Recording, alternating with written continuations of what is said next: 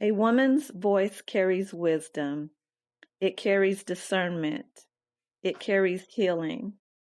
And sometimes it carries pain that has waited a long time to be released. La, da, da, da, da, dum. Blessings. It's your girl, Yapah Judah. And this is Evolving with Yapah Judah. I want to welcome you back to part 3 of our topic, A Woman's Voice. A Woman's Voice, part 3. With my guest, Kendra, Knowledge, and Camille. They are back with us today. Our subtopic is faith and identity.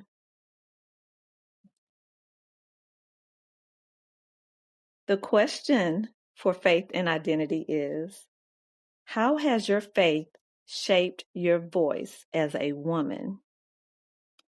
And if you're honest, has there ever been tension between the two? And so, Camille, if you would like to start off by answering that question. Absolutely. That's a really good question. Growing up, I pretty much grew up in the church. My mom is a minister. So you would automatically assume that my relationship with God has always been a strong one, which, however, it has not been. Because growing up, we struggled so much in the household. I used to question God a lot on, well, why are we going through this, and why is this happening to us? And again, I was always taught you shouldn't question God, but I did. And I always believed that if you were living right, then you would have like this perfect life because you were doing what you needed to do. And something that I grew into knowing is that that's not how faith works. Regardless of if you're going through something or not, faith is about you just trusting and giving God all the glory, regardless of if you're going through something or not going through something.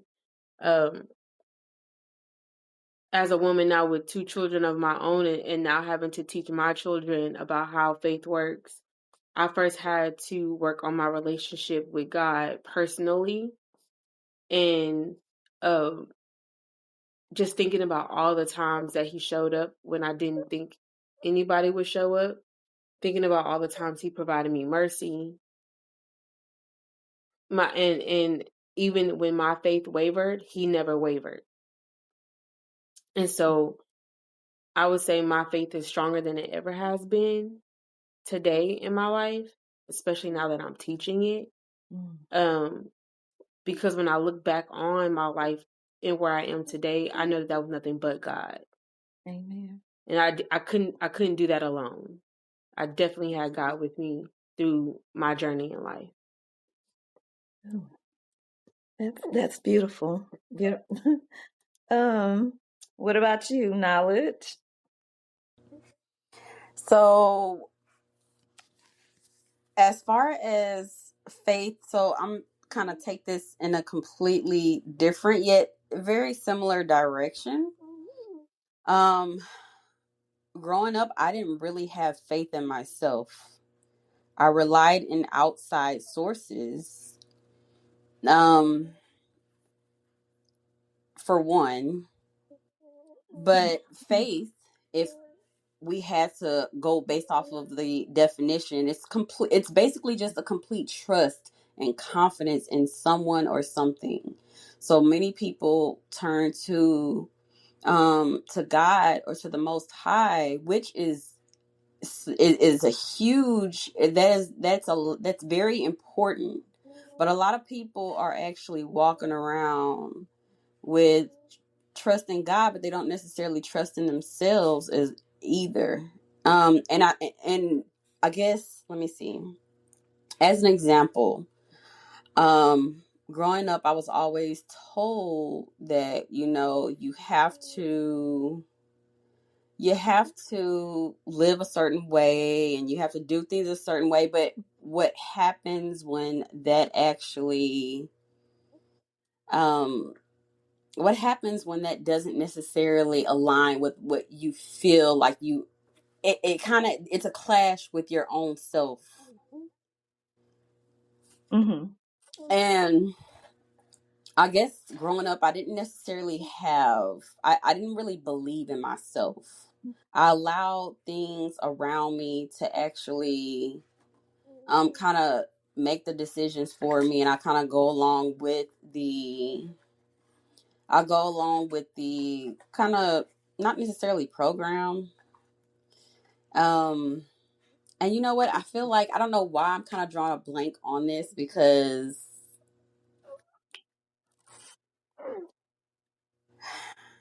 I feel Okay. like I'm gonna be completely honest. Okay. My faith is very different from a lot of people. And I guess the reason why I feel like I'm getting choked up behind the question is because I know that I don't believe in a lot of things the same way Okay. as everyone else. Like, Mm-hmm. there, you women may consider yourselves Christians, but I don't consider myself as a Christian. Mm-hmm. Mm-hmm. And it's not to say that I don't believe in a higher power, because I do. Especially with the things that I've experienced in life. I do believe in a higher power. I believe in the Most High. And I actually feel that every religion is connected in some way. It's very connected. Everyone just has their different way in doing things. And for me, growing up, I was always told that, if you don't follow this certain teaching, then it is going to, I would be shunned and this and that and the other. And I realized that once I started trusting in the unseen force that literally that guided my life, I was able to feel more comfortable within myself. Mm-hmm. So I guess going back to the question on what shaped my voice as a woman, it was the fact that once I let go of what everyone else was telling me how I should think and what I should believe in and what I should do, and I started to listen to the inner voice that was already talking with me, Mm-hmm. that's when things just started to change for me.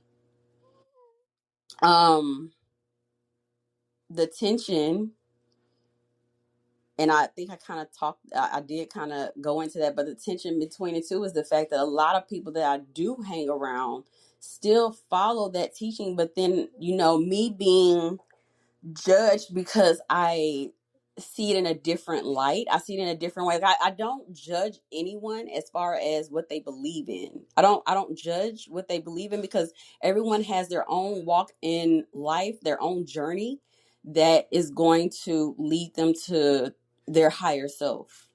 Mm-hmm. And I felt like I've found mine, but I know that it can definitely be a lot of tension. It can clash with what other people believe in, but it has opened up so many avenues mentally for myself. It has really taken me from where I used to be and how I used to think and how I used to operate, and it has opened up different pathways in my mind as far as how to think and how to handle even people around me, and how to trusting in not only the divine force, but myself as well, to trust in that intuition. I'm sorry if I feel like I'm everywhere, but No, you're fine. No, you're good.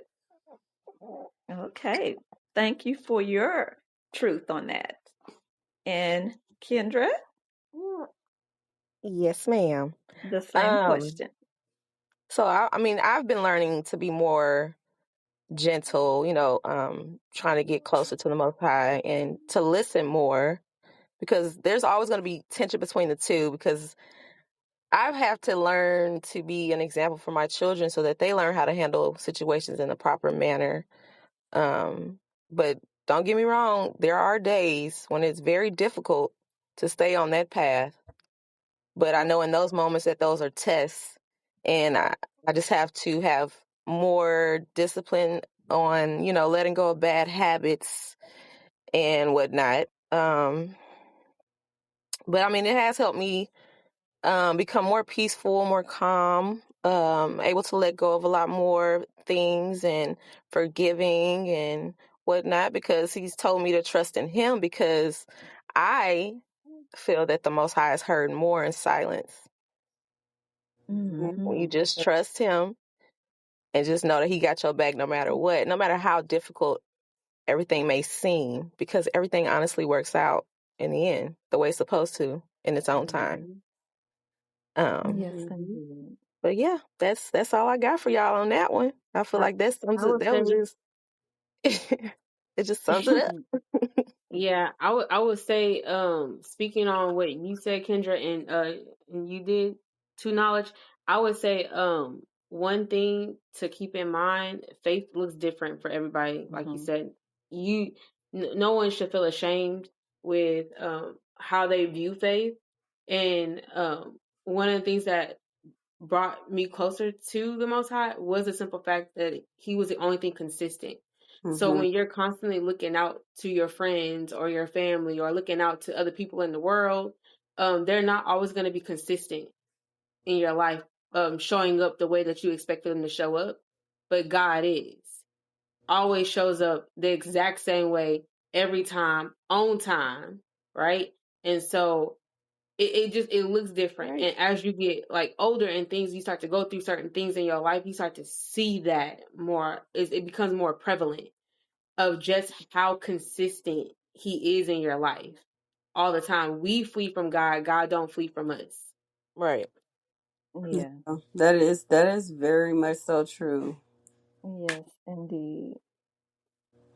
Yes, indeed. Well, this is Yapah, and how has faith shaped my voice as a woman? Um, Having the knowledge that what I have to say or what I have to share is worth something, that my voice does matter as a daughter, as a sister, as a mother, as a wife, as a grandmother, because if you hear a little one in the background, that's my grandbaby.